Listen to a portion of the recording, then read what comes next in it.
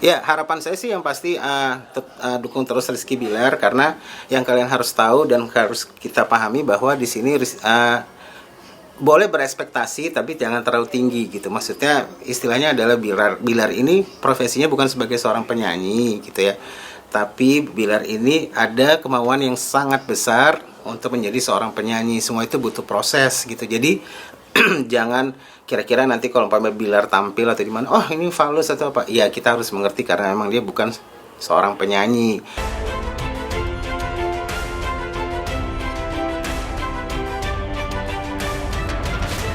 Awal cerita buat lagu untuk Bilar. Awal ceritanya gimana ya? Saya bingung juga mulainya karena saya kenal Bilar itu dari tahun 2019.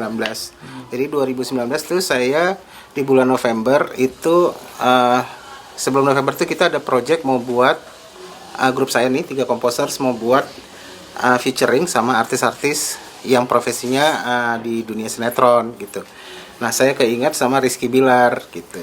Jadi 2019 saya udah ngajak dia untuk nyanyi, tapi karena itu sudah mau akhir tahun November dan gak berapa lama itu sudah masuk COVID, jadi project itu nggak diterusin gitu. Nah tiba-tiba saya itu sedang lihat YouTube gitu. Nah lihat yang lagi trending siapa gitu. Nah kebetulan sama orang kantor, jadi saya tanya tuh sama orang kantor yang lagi trending siapa, karena kan saya juga buat Betran Peto Putra Onsu tuh dia selalu trending gitu kan. Nah, jadi saya bilang, dia bilang Rizky Bilar sama Lesti gitu. Nah, saya baru akhirnya keinget lagi, oh iya ya, saya pernah mau kerja sama Rizky Bilar gitu. Dan akhirnya saya ngubungi Rizky Bilar, saya tanya, ada apa ini gitu, rame banget ya gitu loh, dia ketawa-ketawa. Dan akhirnya saya bilang, ayolah kita lanjutin yang project kemarin nyanyi gitu. Jadi akhirnya dari situ kita ketemu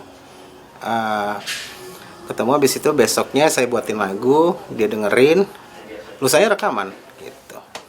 Ya saya juga nggak ngerti ini mau dibilang aji mumpung atau apalah ya istilahnya. Yang pasti saya melihat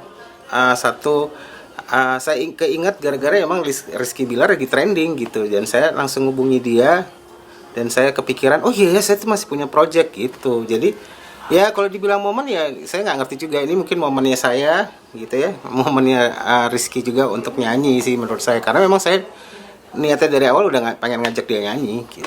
Proyeknya tertunda, makanya saya juga bingung ini momennya gimana ya. Saya juga banyak yang bilang gitu, ini aji mumpung nih tentang Rizky Bilar naik gitu disuruh nyanyi. Tapi nyatanya sebenarnya seperti itu gitu. Saya November 2009 itu udah ngubungi dia, cuma karena kepending. Soalnya itu Desember itu lumayan sibuk dan waktu itu rumah saya kena banjir. Nah makanya ketunda. Habis itu Januari sudah mulai pulih, Februari udah lagi mulai bekerja sayanya, tiba-tiba masuk COVID gitu. Habis itu kelupa sama Rizky Bilar. Nah akhirnya pas tahu Rizky Bilar lagi trending, oh iya saya punya kontak nih, jadi saya kontak Rizky Bilar gitu. Judul lagunya tuh Melihatmu Bahagia. Nah saya buatnya itu waktu saya ingat banget hari Kamis saya ketemu Rizky Bilar. Saya samperin Rizky Bilar itu di lapangan bola, dia lagi main bola. Terus saya bilang, oke, lagunya udah jadi gitu. Padahal sebenarnya sih lagunya belum sih, belum jadi. Jadi serius bang, dengerin dulu. Terus saya bilang, Rizky mau seperti lagu apa gitu. Kalau berandai-andai jadi seorang penyanyi itu pengen punya lagu itu seperti apa. Jadi akhirnya saya juga berdasarkan referensi dan apa ya, keinginan dia gitu. Dia kalau punya single gitu ya, pengennya seperti apa. Jadi akhirnya dia sampaikan, akhirnya besoknya saya suruh datang ke sini, ke kantor label, ke studio juga. Akhirnya saya buat, jadi kira-kira sejam sebelum dia datang lah saya buat lagunya, saya buat liriknya, saya buat musiknya yang simple doang. At least dia sudah dengar dari awal sampai akhir lagu, udah gitu. Iya, itu ingat banget pas pertama kali, berarti itu di hari Jumat itu dia datang pertama kali. Jadi pas dengerin lagu, nih udah jadi lagunya gitu. Terus dia dengerin sampai 3 kali, terus bilang, yaudah yuk, suka nggak? Suka bang. Yaudah, masuk ke ruang take vokal. Aduh dia tuh yang, gimana ya. Tapi kalau buat sampel lagu sih nggak begitu nervous. Nah besoknya tuh dia datang lagi baru take vokal. Nah itu dia nervous sih memang. Nervous yang mondar mandir gitu. aduh gimana ya gimana, soalnya emang dia bilang, bang aku nggak pernah sama sekali rekaman, dia bilang kayak gitu. Terus ya saya coba bilang, ya coba tenang aja, relax, nikmati lagunya, masukin jiwa kamu ke lirik ini supaya sampai nih maksud dan tujuan dari lagu ini gitu. Terus dia yang keringetan karena kan emang saya matiin ruang take vokalnya, jadi akhirnya dia bilang aduh kayak gelisah gitu, dia bilang nervous banget karena dia bilang capek, nyanyi capek katanya gitu. Terus saya bilang kok nyanyi capek ya, main bola satu lapangan tuh mondar-mandir lari sana lari sini nggak capek? Iya bang, aku sebenarnya berkeringat, cuman ini keringat dingin katanya, takut dimarahin sama bang. Enggak, jangan kayak gitu, karena buat saya jangan akhirnya nanti jadi beban gitu. Karena gini, saya cuman memberitahu sama Rizky Bilar bahwa ini semua proses, semua juga orang pun sebagus-bagusnya penyanyi yang tingkat kemampuan bernyanyinya tinggi, namanya juga kalau dibanding dari lagu dia yang pertama awal sama nanti setelah dia punya album berapa banyak, itu kan ada kelihatan gitu perjalanan ya ininya dia, jam terbang, walaupun sebagus apapun seorang penyanyi. Jadi untuk Rizky Bilar harusnya ya bangga aja, oh iya ini emang single pertama saya ini kayak gini, ini dulu masih suara, tapi kalau emang dia terus berarti nanti akan mungkin rekaman ke single kedua, ketiga sampai 10 akan pasti ada perubahan menurut saya gitu. Jadi ya udah enjoy aja.